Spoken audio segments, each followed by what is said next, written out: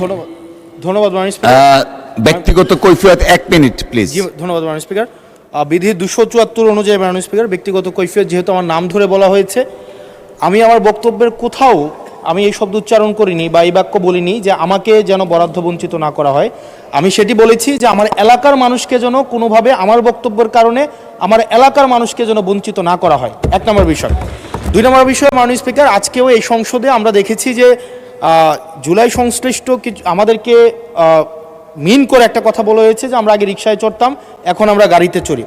মাননীয় স্পিকার, এই সংসদে আজকে সরকার যারা আছে, আমি আপনাদের কাছে বিনীতভাবে অনুরোধ করব, এখন সরকারের যেই গোয়েন্দা সংস্থাগুলো আপনাদের নিয়ন্ত্রণে, ডিজিএফআই, এনএসআই, পুলিশ, তারপর হচ্ছে মিলিটারি, সবাই আপনাদের নিয়ন্ত্রণে।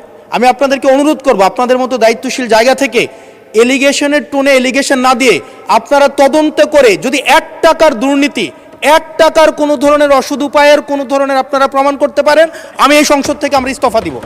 ধন্যবাদ মাননীয় সদস্য, ধন্যবাদ।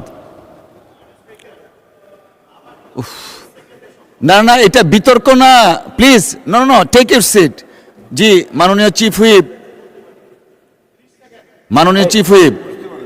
মাননীয় স্পিকার, এটা বিষয় হলো যে এরকমের মাননীয় সদস্য যিনি বক্তব্য রেখেছেন তিনি তার কথা উল্লেখ করেন নাই, তো এখানে কোনো ব্যক্তিগত কৈফিয়ত এমনি হয় না। আর 2 নম্বর, না না, ওনার নাম উল্লেখ করেছিলেন। আচ্ছা, নাম বলেছেন।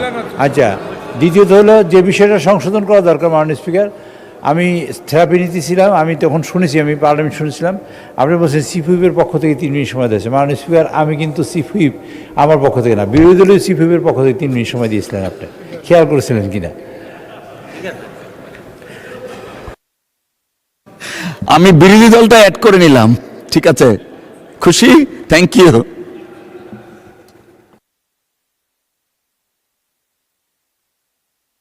জনাব সাইদ আল নোমান, আপনি বসেন দয়া করে, মানে কৈফিয়তের বিতর্ক যাবে না। আপনি ওনার নাম ধরে বলেছিলেন, উনি ওনার বক্তব্য বলেছেন, take your seat please, thank you.